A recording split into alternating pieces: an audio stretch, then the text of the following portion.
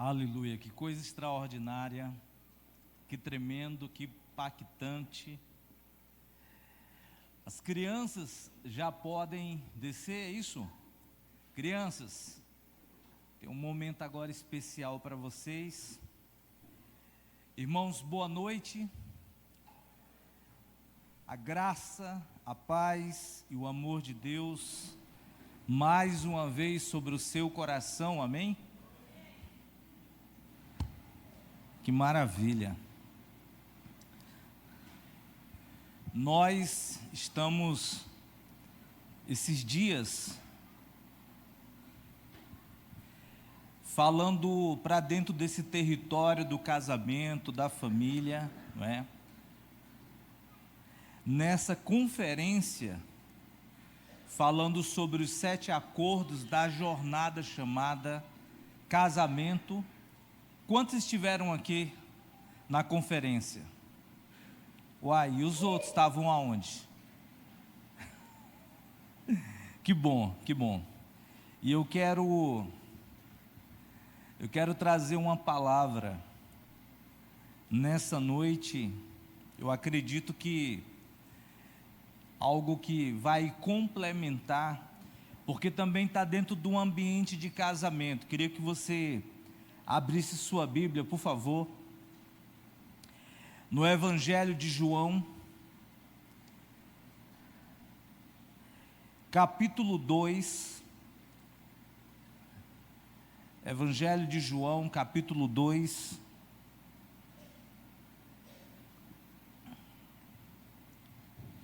a partir do verso 1, é um texto extremamente conhecido, imensamente lido, não é? Fala sobre esse casamento que estava sendo celebrado aqui em Caná da Galileia. E acontece algo inusitado, o vinho acaba, algo que não poderia ter acontecido. Poderíamos dizer que essa celebração, ela estava na iminência de se tornar algo trágico, triste. Uma memória ferida ia se estabelecer no momento de celebração de tanta alegria que seria o casamento. E o vinho acabou, né? Mas o que eu quero compartilhar com você nessa noite não é sobre o vinho que acaba. O problema não é o problema. O problema é quando pessoas não são relevantes para solucioná-los. Porque problemas nós vamos ter todos os dias. Situações das mais variadas acontecerão toda hora. E o problema não é o problema. O problema é cadê as pessoas que querem ser relevantes. Porque pessoas relevantes estão resolvendo problemas. E eu quero mostrar para você, nessa noite, uma pessoa que não tinha nenhuma performance mega, hiper, blaster. Pelo contrário, uma mulher simples, que não apresentava nada de extraordinário, até onde eu sei não fez nenhum milagre, mas essa mulher, com a sua relevância, com as suas atitudes, ela foi capaz de interromper uma desgraça. Ela foi capaz de interromper um constrangimento. Ela foi capaz de se importar para que um problema que não tinha nada a ver com ela comprou a briga e foi relevante. E teve atitudes que fez a coisa, ela ser interrompida. Então, se você encontrou, eu estou aqui com a versão NAA, não sei qual a versão que você tem aí, mas João, o Evangelho de João, capítulo 2, a partir do verso 1, diz assim: 3 dias depois, houve um casamento em Caná da Galileia, e a mãe de Jesus estava ali. Jesus também foi convidado, com seus discípulos, para o casamento. Tendo acabado o vinho, a mãe de Jesus lhe disse: eles não têm mais vinho. Mas Jesus respondeu: por que a senhora está dizendo isso? Por que a senhora está me dizendo isso? Ainda não é chegada a minha hora. Então ela falou aos serventes: façam tudo o que ele disser. Estava ali 6 potes de pedra que os judeus usavam para as purificações, e em cada um cabia cerca de 100 litros. Jesus lhes disse: encham de água esses potes. E eles os encheram totalmente. Então lhes disse: agora tire um pouco e leve ao responsável pela festa. Eles o fizeram.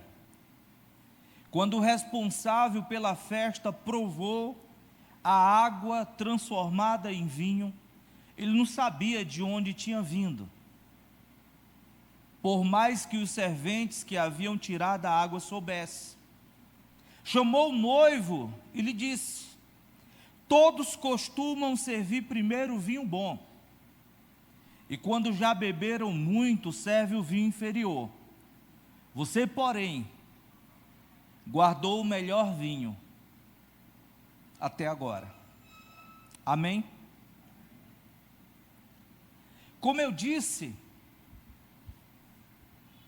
a maioria de nós acreditamos que pessoas que fazem coisas extraordinárias, pessoas que viabilizam um milagre, pessoas que quando algo espantoso é contado e o nome dela é mencionado, provavelmente essa pessoa deve ter sido alguém muito hiper mega, como eu disse, blaster, que tinha uma performance, que deveria estar fazendo cursos, treinamentos, que deveria estar se atualizando toda hora. A gente pensa, não, uma história como essa pessoa deveria ser alguém que carregava coisas muito extraordinárias, e não.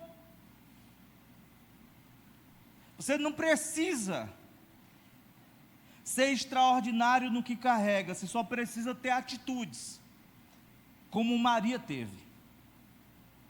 Maria,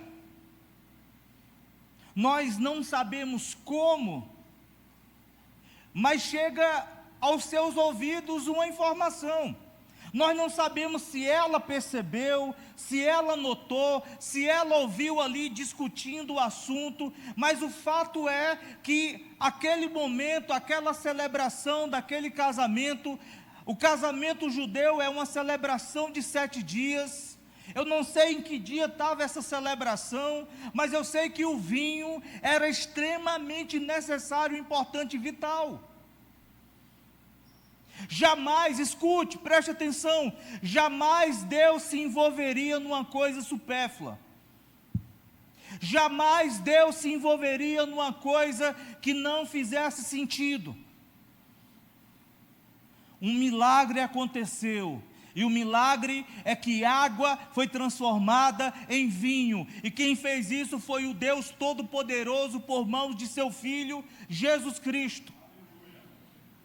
Algo espantoso, miraculoso aconteceu. Mas para que esse milagre acontecesse, para que esse milagre fosse viabilizado, para que essa pessoa chamada Jesus, ela fosse acessada, alguém precisou se posicionar. E quando chega aos ouvidos de Maria essa informação, a informação de um problema, a informação de uma desgraça, a informação de uma vergonha, de um constrangimento, porque está faltando uma das coisas que jamais poderia faltar: o vinho. A presença do vinho na celebração de uma coisa histórica na vida de um ser humano. Se tem uma coisa que é marcante na vida de um ser humano, é o momento que ele olha para uma pessoa e diz: quero dividir a minha história, a minha vida com essa pessoa, e ele se casa.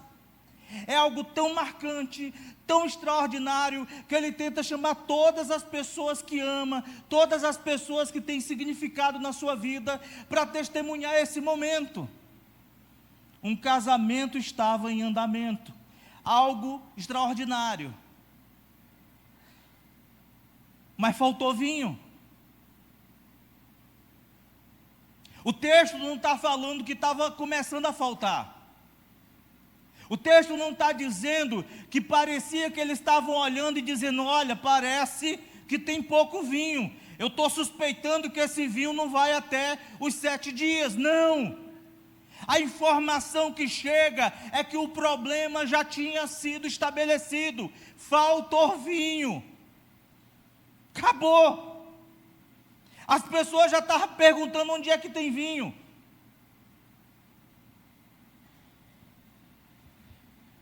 E essa informação chega. E a primeira atitude de Maria é a atitude de alguém que se importa com aquilo que talvez não merecia se importar. Não porque não fosse relevante, mas porque talvez não tivesse nada a ver com ela. Ela era apenas uma convidada. Ela era apenas uma pessoa que se fazia presente em uma celebração como qualquer outra pessoa que ali estava. Mas sabe, pessoas relevantes, elas não precisam ter uma eminência e ter uma presença e ter um acesso do qual tem que ser dada importância para ela, para que ela se sinta na obrigação e na responsabilidade de ser solução. Não. Pessoas diferentes, elas são solução quando elas nem são acessadas. A informação, ela não chegou para Maria como se Maria tivesse a solução. Não. Pelo contrário. Talvez ali as pessoas olhando para Maria, olhariam para ela e veriam que ela seria a última que poderia ter uma solução. O que é que uma mulher, o que é que uma senhora, que estava naquele momento ali de celebração, poderia fazer? O vinho acabou, e aí? O vinho acabou. Mas escute, preste atenção no que eu vou dizer para você agora. Pessoas relevantes não se esquivam de problemas. Pessoas relevantes não dizem: não tenho nada a ver com isso.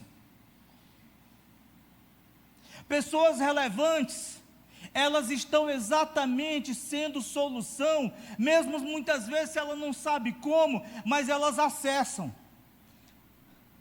Quem transformou a água em vinho não foi Maria, mas Maria sabia quem deveria acessar para que o milagre acontecesse. Não quer dizer que você tem o poder de fazer acontecer, mas você pode ter o poder de acessar quem pode fazer. O fato é que você precisa entender que você não pode fechar os olhos para os problemas que estão aí. Gente, deixa eu te dizer uma coisa. Se você parar para pensar, as pessoas mais relevantes no mundo, elas estão resolvendo um problema. Entra no Instagram, entra nas redes sociais e procura as pessoas que têm mais curtida, as pessoas que mais estão em evidência, são pessoas que estão respondendo a uma dor na sociedade. Quem está me entendendo? Pessoas que estão respondendo e sendo resposta a uma dor na sociedade. São as pessoas relevantes. São pessoas que não se esquivaram, são pessoas que não fecharam os olhos, são pessoas que disseram: não tenho nada a ver com isso, não. Elas enxergaram que poderiam fazer alguma coisa. Não era Maria que estava casando, o casamento não era dela. Nós nem sabemos se havia parentesco daqueles que estavam ali casando. Mas a primeira coisa que eu quero dividir com você nessa noite é que pessoas relevantes se importam, têm empatia.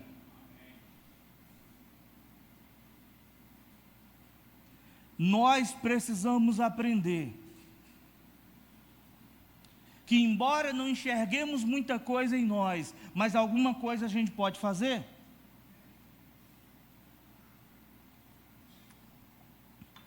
Alguma coisa você pode fazer. Em algum lugar você pode se encaixar. Alguma dor você pode resolver.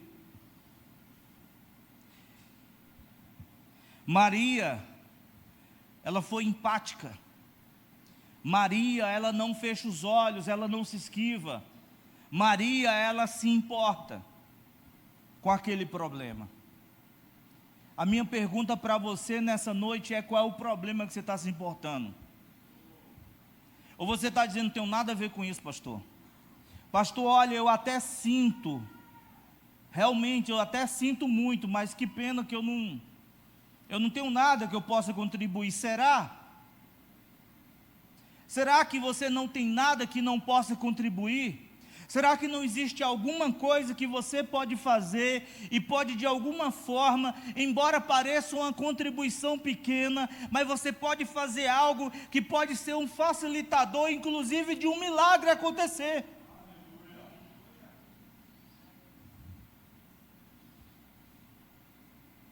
Tem coisas que você pode achar que é a coisa mais supérflua, é a coisa mais insignificante, é a coisa que talvez você diga, olha, que relevância isso tem? Eu esqueci o nome do menino que foi nos buscar. Carlos. Fica de pé aí, Carlos. Não é você que está pregando aqui, mas foi você que foi me buscar lá no hotel. E pode parecer a coisa mais simples, insignificante, mas eu quero dizer que você viabilizou eu estar aqui. Você foi me buscar, você foi buscar a minha família. Obrigado. Obrigado. São essas coisas que viabilizam um todo. Cadê as irmãs que estão na cozinha? Deve estar na cozinha ainda, né? Deve estar lá ainda. Mas quando a gente sai daqui, a gente desce, a gente entra ali, gente, tá uma mesa posta. Tá as irmãs ali com alegria no rosto, nos servindo, pastor, servindo todos aqui. Pode parecer uma coisa não tão relevante, mas meu Deus, como isso é importante. Ah, mas não está aqui, não está orando, não está pregando, não está curando, mas está viabilizando um processo, está viabilizando um todo. Porque se não estivesse aqui, não estaria fazendo com que acontecesse um ambiente como esse, um ambiente à mesa, onde ali os pastores estão juntos, conversando, dividindo experiência, servindo. Então eu quero dizer para você que tem um lugar para você sim. Pastor, mas eu não sei pregar, eu não sei fazer. Não, não tem que só fazer. Gente, tem tanta coisa que você pode viabilizar. Maria, chegou a ela um problema, chegou aos seus ouvidos um problema. Ela não se esquivou, mas ela se importou. Ela se importou.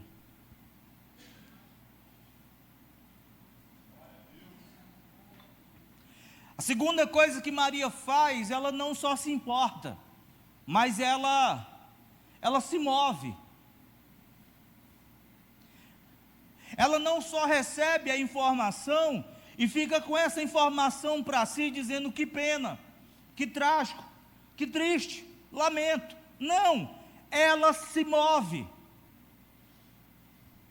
E ela se move na direção certa.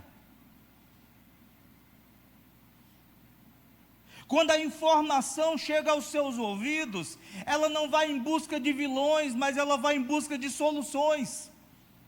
Ela não sai dali tomada de raiva, de ira, dizendo, meu Deus, como é que uma coisa dessa pode acontecer? Que pessoas irresponsáveis. Chama aqui o pai desse noivo, chama aqui os pais dessa noiva. Vocês devem ser um bando de incompetentes. Como é que vocês deixam um negócio desse acontecer? Não, irmão, Maria não foi fazer isso. Maria não foi em busca de vilões, embora um problema estava ali instalado, faltou vinho, era um fato. Mas ela não foi em busca de saber quem foi que fez essa situação aqui acontecer. Quem foi que não comprou o vinho da quantidade que deveria ser? Quem foi aqui que não contou os convidados? Eu não sei. Quem foi que bebeu mais aqui? Aí, deve chamar esse Galileu aí com 12 homens, deve ser esses caras aí que beberam. Esse Galileu aí não estava na história não, aí veio ele e ainda trouxe mais 12. Estou conjecturando aqui, tá, gente? Não vai começar a dizer, ó, o pastor falou que os discípulos de Jesus encheram a cara. Foram eles que acabaram o vinho.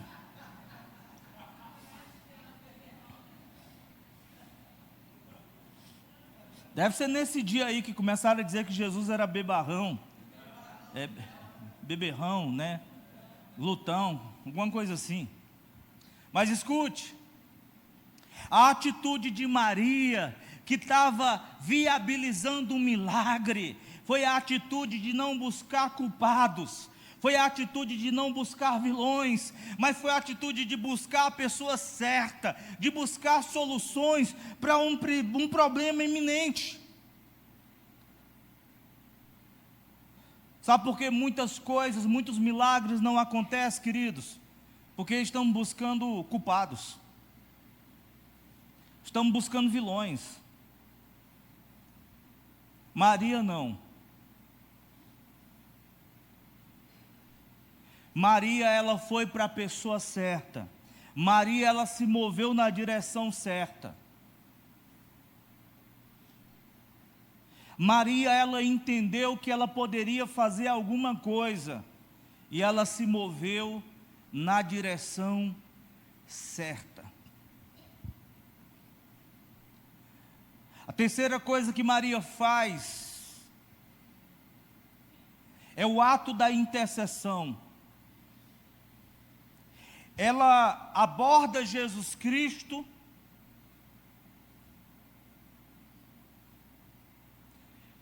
e ela conta o problema para a pessoa certa. Não é que ela não tinha um problema para contar, ela tinha um problema. Ela tinha um problema para contar, o que ela não ia era contar para a pessoa errada. O que ela não ia era buscar vilões. Mas o problema ela contou, mas ela contou para a pessoa certa. Ela contou para Jesus Cristo. O versículo 3 vai dizer: tendo acabado o vinho, a mãe de Jesus lhe disse: eles não têm mais vinho. Não é que está acabando não, não tem mais, acabou. Não tem mais. Eles não têm mais vinho. Você acha que Jesus não estava entendendo o que Maria estava dizendo? Claro que estava. Jesus estava entendendo tanto que Jesus olhou para Maria e disse: olha, ainda não é chegada a minha hora. O que é que Maria sabia? Maria sabia o que Jesus carregava. Ei, pessoas relevantes estão indo para a pessoa certa, para os lugares certos, para as soluções certas, porque crê e sabe que ali a coisa pode acontecer. E é tanto que o próprio Jesus dá essa palavra de volta para ela: não é chegada a minha hora. Por que a senhora está me dizendo isso? A senhora está me instigando. A senhora quer que eu comece uma coisa que ainda não chegou a hora?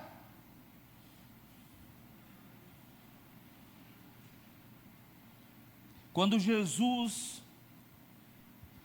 ele recebe essa informação, quando Maria faz esse ato de intercessão,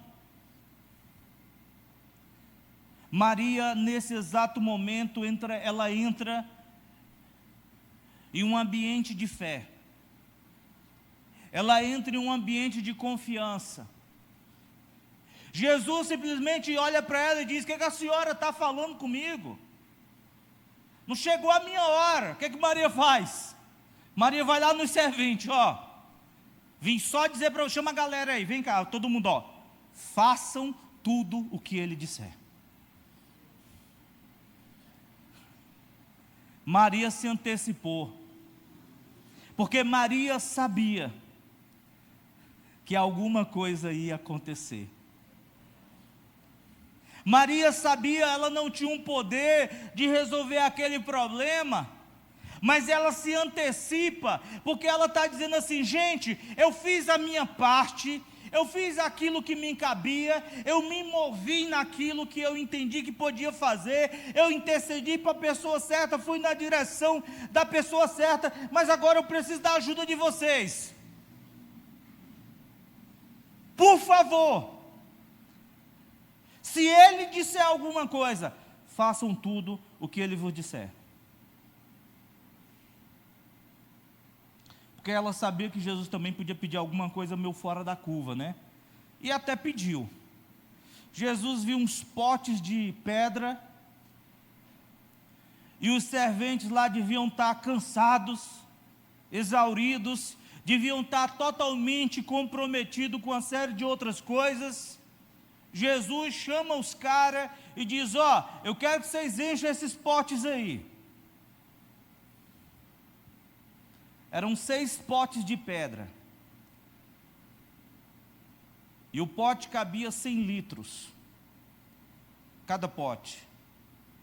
E aqueles homens, eles obedeceram. Aqueles homens, eles fizeram exatamente isso. Jesus manda eles tirarem aquela água transformada em vinho e manda levar lá para o mestre-sala, o anfitrião, e o milagre acontece. Mas embora seja algo extraordinário, embora um milagre aqui realmente espantoso, se você prestar atenção no texto final, vai dizer que no versículo 11, ele manifestou a sua glória, e os seus discípulos creram nele. E embora tenha sido algo espantoso, jamais visto, potes de água se transformarem em vinho. E detalhe, irmão, não era qualquer vinho não, hein? Porque quando o mestre-sala toma o vinho, falou assim: rapaz, que vinho é esse? Porque a gente podia pensar assim: não, rapaz, Deus não está comprometido com isso não. Você está doido? Deus comprometido em excelência? Que história é essa? Deus está comprometido com isso não. Deus está comprometido com a excelência, sim. Ele transformou 6 potes de água em 6 potes de vinho, e foi o melhor, irmão. Eu assim, irmão, eu sempre que ficava aqui tentando entender, né? Essa coisa assim, das pessoas que provam vinho, que diz que o vinho é gostoso, que não sei o quê. Eu falei: rapaz, eu não entendo isso não. Aí eu estava em Porto, né? Lá em Portugal. Aí o pastor da Lagoinha pegou e falou: pastor, deixa eu te levar numa taberna. Aí levou a gente num lugar assim histórico. Pastor, prova esse vinho aqui, isso é um vinho histórico. Mas quando eu provei isso, agora eu entendi. Eu agora entendi o que é um verdadeiro vinho. É algo assim, de uma coisa sinestésica, palatar, fora do normal. Fora do normal. E eu fico imaginando a glória de Deus, porque o texto, o versículo 11 vai dizer que a sua glória se manifestou. Como? Fazendo 6 potes de água se transformar em vinho. E vinho de uma excelência fora do normal. Ao ponto do mestre-sala chamar o noivo e dizer: cara, eu sei que o modus operandi é sempre dar o melhor vinho, e quando a galera aí já está chapada, né? Quando o pessoal aí já está alto, aí libera o vinho mais inferior. Não, vocês parecem estão com o melhor vinho. Já era tinha acabado, né? Mas já era para o inferior estar sendo lançado aí na mesa. Não, vocês estão guardando o melhor, a excelência. O milagre foi esse. Mas o ponto aqui, irmãos, é quem viabilizou esse milagre. O ponto aqui é quem se importou, é quem ouviu o problema, é quem se moveu na direção certa. Eu não quero trazer nada complexo nessa noite. A única coisa que eu quero dizer para você é que você tem o seu lugar no reino de Deus e você pode ser um agente facilitador de um grande milagre. Uma tragédia estava na iminência de acontecer, de um casal que tinha acabado de casar e ainda estava celebrando o seu casamento. Mas uma mulher se importou, se moveu na direção certa, não buscando vilões, mas buscando soluções. Tudo o que você precisa saber nessa noite é que você pode ser alguém relevante. O que é que eu posso fazer, pastor? Você tem o seu lugar. Pode acreditar. O que é que eu posso fazer, pastor? Você tem o seu lugar. Um milagre pode acontecer, um grande projeto pode ser estabelecido e você pode fazer parte disso. Você pode fazer parte disso. Então eu quero dizer para você nessa noite, não se esquive dos problemas, pelo contrário. Pergunte como você pode ser solução para aquilo. Como você pode ser resposta para aquilo. Eu estava esses dias ouvindo uma pessoa, e eu achei interessante. Eu achei interessante que eu esqueci a mulher, mas é uma mulher realmente assim, ele falou o nome dela. Depois, pastor Luciano, se você lembrar, você me fala aí. Eu esqueci o nome dela. Mas uma mulher de uma relevância, me parece que na Europa, que fez um trabalho extraordinário, um trabalho missionário, um trabalho assim que transformou gerações. E no dia que foram perguntar para ela, porque pensaram que o fato dela ter sido resposta de uma coisa tão extraordinária que ela fez, que ela viveu para Jesus, gerações foram abençoadas, deveria ter sido um chamado extraordinário. E quando ela foi dizer, ela falou, não, eu li lá dizendo que era para ir, e eu fui. Não, mas como é que foi? Não teve nada assim extraordinário? Não, eu só li, estava lá dizendo que era para ir. Ir e fazer discípulos. Ir e pregar o evangelho. Eu simplesmente li e fui. Sabe, gente, nós estamos esperando coisas assim meio pirotécnicas para a gente fazer coisas que pode parecer pequena, mas o pequeno pode viabilizar o grande, pode viabilizar o milagre. Você pode até fazer coisas pequenas, mas sem essa coisa pequena, jamais o milagre talvez pudesse acontecer. Deus, Ele conta com você. Não fique perguntando, não, mas não tem que ter um chamado, pastor. O seu chamado, eu estava esses dias conversando com Márcia, eu até falei para ela que ia colocar um quadro no meu quarto, né? Eu falei, Márcia, eu vou colocar um quadro aqui, eu quero todos os dias acordar, e eu quero esse quadro aqui quando eu acordar. Ela falou, não, mas não sei o quê, porque esteticamente, eu falei, não quero me importar com estética não, eu quero acordar, eu quero ver esse quadro aqui na minha frente, que é da confissão do catecismo de Westminster, e está lá, eu quero que esteja aqui, eu quero acordar todos os dias e ver qual é o propósito da minha vida, viver para a glória de Deus e gozá-la eternamente, é isso. Qual é o grande propósito da sua vida, pastor? Não, meu propósito não é estar viajando pregando, não é estar dando conferência, não é estar falando sobre comportamentos e vícios, dando terapia, falando sobre libertação, cura, restauração, família, não. O grande propósito da minha vida é viver para a glória dele. E viver para a glória de Deus, existe o fato de abençoar um marido, uma esposa, estar aqui hoje pregando, seja o que quer que eu faça, como a palavra diz. Se eu como, se eu bebo, se eu faço qualquer coisa, seja para a glória de Deus. Então eu quero que esse quadro lá no meu quarto, onde todos os dias eu acordo e eu tenho, mais um dia Deus me deu, esse dia vai ser para a glória dele. Eu vou viver para a sua glória. Então pessoas que vão viver para a sua glória, elas vão entender o lugar que Deus a plantou, elas vão entender o lugar que Deus a colocou, elas vão entender o momento, a estação que ela vive, elas vão entender os recursos que ela tem, onde é que eu estou, o que está acontecendo, tem um problema aqui, onde é que eu posso ser resposta, é isso. É isso. Sabe, irmãos, eu não vou ser cobrado sobre a África. Porque a Bíblia diz que eu tenho que ser cobrado por aquilo que está próximo de mim. Eu não posso ser cobrado pela África. A não ser que o Senhor tenha me dito que era para sustentar um missionário assim, né? Alguma coisa específica desse tipo. Esses dias mesmo,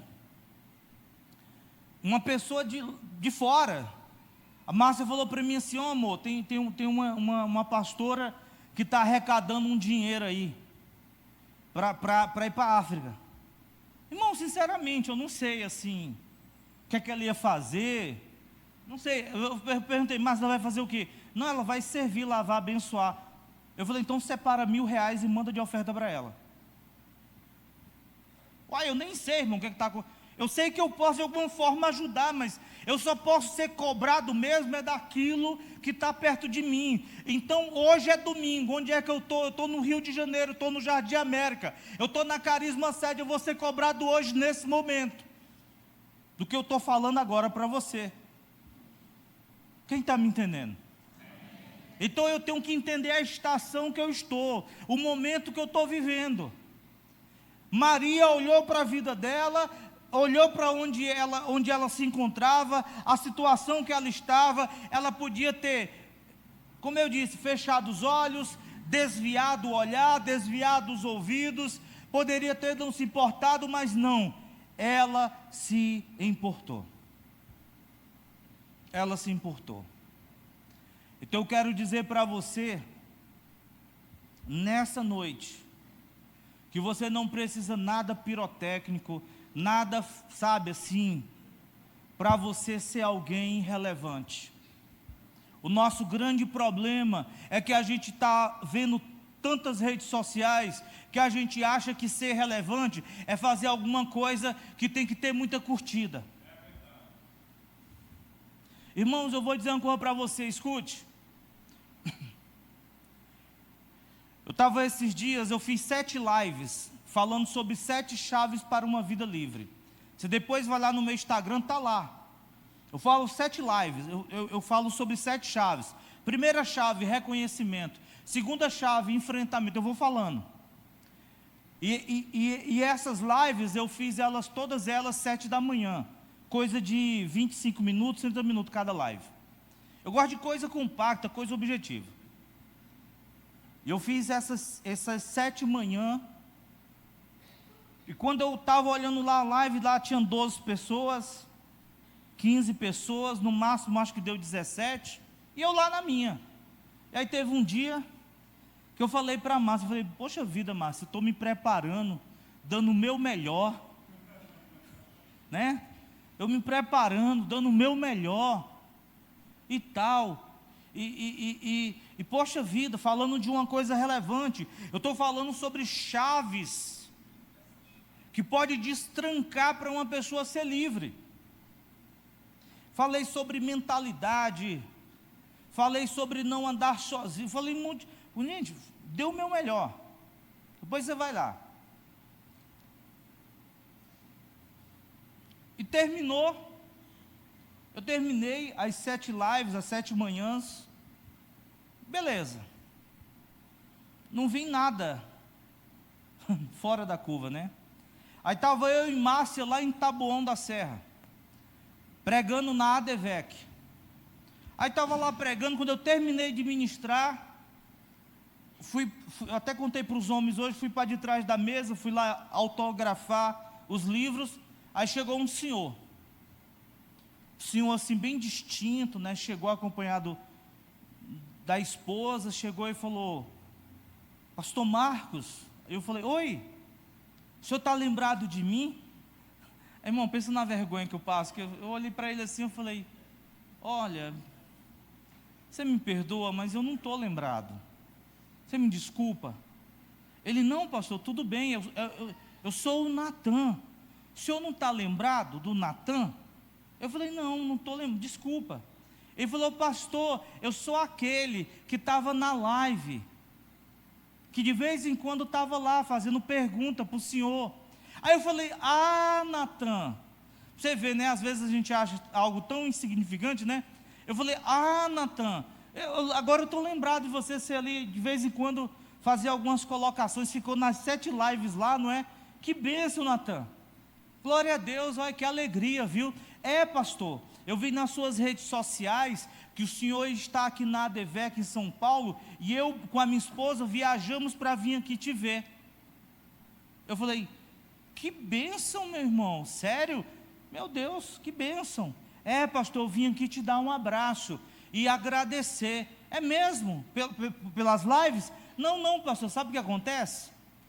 Eu já fui pastor, eu fui pastor durante 28 anos.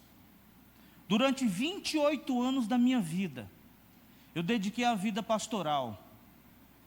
E naquela época, pastor, que a internet era discada, quem lembra aí? Era aquela internet que ficava dando aquele sonzinho, né, para discar. Ele disse que o filho dele ia fazer um trabalho de ciências. E o filho dele precisava da foto de um corpo humano. E aí ele foi colocando lá, né? Colocou lá corpo humano, não sei o quê, pesquisando lá, e de repente, irmão, apareceu lá uma aba. E ele clicou nessa aba, o que é que apareceu? Apareceu um vídeo pornô. Ele falou assim para mim: pastor, neste dia começou o meu quadro escravizador. Nesse dia começou o quadro destrutivo que eu vivi. Sabe o que aconteceu, pastor? Eu perdi meu casamento, eu perdi meus filhos, eu perdi o meu ministério de 28 anos, eu perdi tudo. Aí eu fiquei pensando, mas veio aqui agradecer, eu fiquei, né? Eu falei: meu Deus, que coisa. E a Márcia do meu lado. Ele falou: pastor, mas sabe, me dá aí o livro aí, irmão, por favor.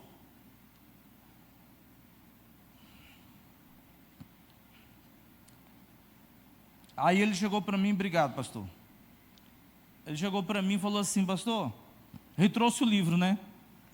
Ele falou: pastor, esse livro aqui, ele me curou. Esse livro me transformou. Esse livro, pastor, me impactou. E eu vim aqui, pastor, te agradecer, porque, pastor, está aqui, ó, casei. Infelizmente, pastor, meu casamento acabou, mas eu entendi, até pela esperança que o Senhor colocou no livro, que eu podia fazer um caminho de volta, que eu podia me arrepender, que eu podia viver uma nova vida, que Deus poderia me curar, me restaurar, me libertar. E está aqui, pastor, eu estou curado para a glória de Deus. E hoje estou aqui casado, pastor, e eu vim aqui agradecer. Sabe, irmãos, aí na hora quando eu entrei no carro, eu fiquei pensando com a Márcia, né? Eu falei: era só uma live. Mas eu não imaginei, porque logo no primeiro dia eu já fui falando do livro também. Eu não imaginei que um livro pudesse mudar a história de uma pessoa, que um milagre pudesse ser viabilizado. Irmão, nem sei onde esse homem mora. Eu não sei de mais nada. De vez em quando ele me dá um oi. Mas a única coisa que eu sei é que a história de alguém foi alterada. E para a glória de Deus, por causa de um livro que inclusive eu nem queria lançar. Fica de pé aí. Fica de pé, filha. Tá vendo essa menina aí? Chama-se Rafaela. Estava previsto você estar aqui hoje, não é, Rafaela? Eu não queria lançar esse livro aí, irmão. Essa menina com o marido dela foram meus discípulos, lá em Jales. E quando eu estava lá, eu não queria lançar esse livro. Queria, não, mas não contar a minha história. Não quero lançar esse livro. Aí essa menina falou para mim, ela me contou uma história, e ela disse, pastor, lança o livro. Lança o livro. Ela me contou uma história, do Pablo Marçal, que uma pessoa chegou lá falando mal do livro dele, e ele falou, tá, tudo bem, você está falando mal do meu livro, e o seu, cadê seu livro? Você tem livro? Não tem não? Tá, você está falando mal do meu livro, que eu errei não sei aonde, mas e o seu livro, cadê seu livro? Aí ela falou para mim, pastor, tudo bem se o senhor acha que o seu livro não vai abençoar nada, que o senhor acha que seu livro não vai ser muita coisa, mas lança o livro, pastor, alguém vai ser abençoado. Irmão, meu livro tem 50 meses de lançado, ele está na 7ª edição. Me mostre o livro, que em 50 meses está na 7ª edição. Me mostra o livro que dos Estados Unidos ao Japão, esse livro já chegou. Pastor Josué, isso aqui está gravado, pastor Josué estava do meu lado no refeitório, ele disse, Marcos, esse livro vai chegar onde os seus pés ainda não chegou. Deixa eu te falar uma coisa, tem coisas que você diz, mas eu não é nada não, que bobagem. Sabe, às vezes a gente só tem uns pãozinhos, não é nem de trigo, pastor Newton, é de cevada. Porque de trigo, o pão de trigo é interessante, mas o pão de cevada já é como se fosse o lixo do trigo.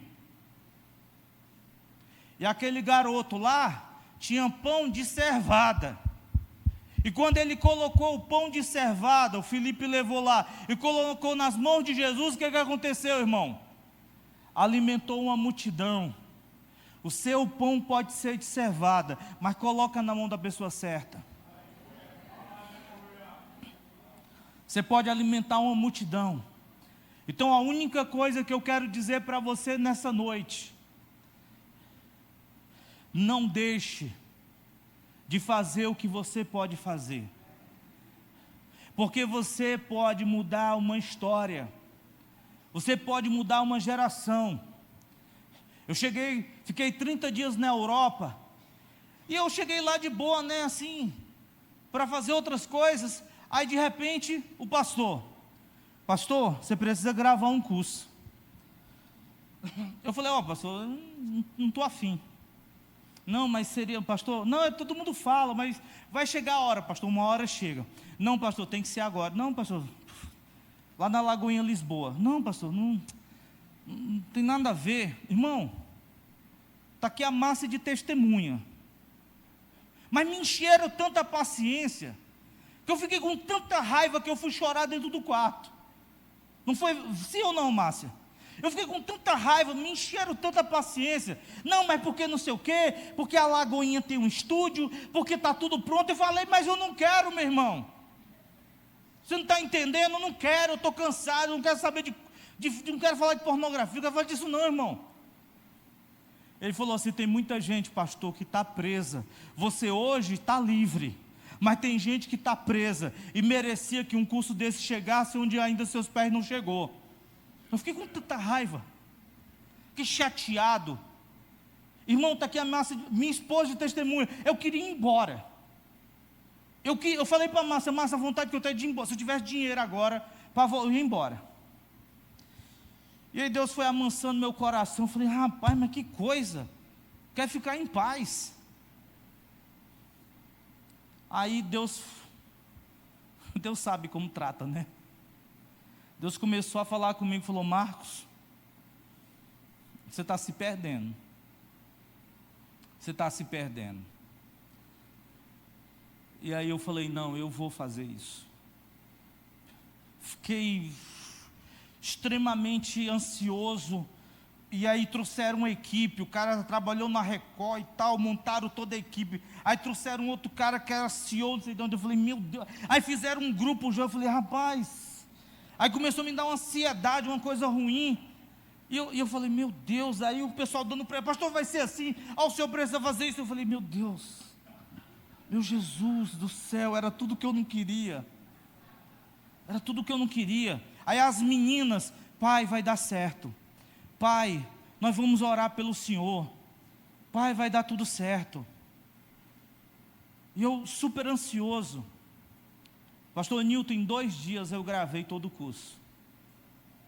Em 2 dias eu gravei todo o curso. Trouxemos o curso agora. Colocamos na mão de uma empresa muito competente. O curso está lançado. E nós já temos ouvido do que Deus está fazendo. Deixa eu te falar uma coisa. Eu não sei onde esse curso vai chegar, mas eu sei que alguém está precisando ser livre. Alguém está precisando ser livre. Alguém está precisando ser livre. E eu quero dizer para você que eu não vejo nada, mas eu sei que você tem algo que pode contribuir. O milagre pode acontecer. Você só precisa se posicionar, amém? Você só precisa estar pronto para ser resposta. Você só precisa fazer a sua parte. A sua parte. Porque eu creio que o milagre vai acontecer. Não por sua causa, não por suas mãos, mas por aquele que você vai acessar. Você pode ficar de pé?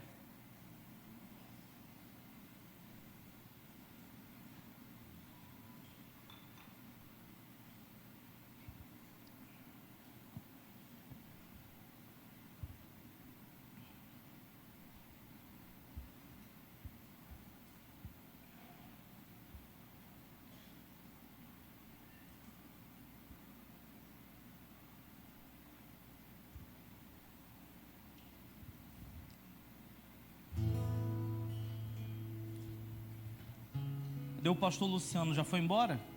Ah, não, está aí. Pastor Luciano, semana retrasada, não sei se era semana retrasada ou faz umas 3 semanas, eu falei com a Márcia e falei com as meninas também. Eu falei: Márcia, eu vou ligar para o pastor Luciano. Pastor Luciano, eu nunca fiz isso com o pastor Luciano, com o pastor Newton. Eu estou muito cansado. Estou muito cansado, Márcia. Eu quero ficar em casa. Eu quero descansar. Cansado, muita correria para cima e para baixo. Esse curso, lançamento, tudo isso me cansou muito. Então eu vou ligar para o pastor Luciano. Não foi, Márcia? Falei, estava dentro do carro, falei: vou ligar para o pastor Luciano, ele vai entender, ele sabe que eu nunca falhei com ele, mas dessa vez eu vou pedir perdão. E eu estava pronto, pastor, para ligar para você. Mas sabe o que eu lembrei? Eu lembrei que você nunca me deixou na mão. Eu lembrei que gratidão é a memória do coração. E eu comecei a visitar o meu coração. Eu lembrei que você, pastor Newton, nunca me deixou na mão. Eu lembrei que em muitos momentos que eu precisei de vocês há 15 anos atrás, foram e são bênção na minha vida. E eu disse: Márcio, eu estou cansado. Eu estou cansado. Mas eu vou dar o meu melhor. Eu vou dar o meu melhor. Era uma semana que eu poderia, porque outras pessoas eu não conheço muito, outras agendas eu não tenho muito acesso, mas como eu tenho acesso, a eles, temos amizade, eles vão entender. Mas eu disse: não, eu vou, porque vai que um milagre pode acontecer. Vamos orar?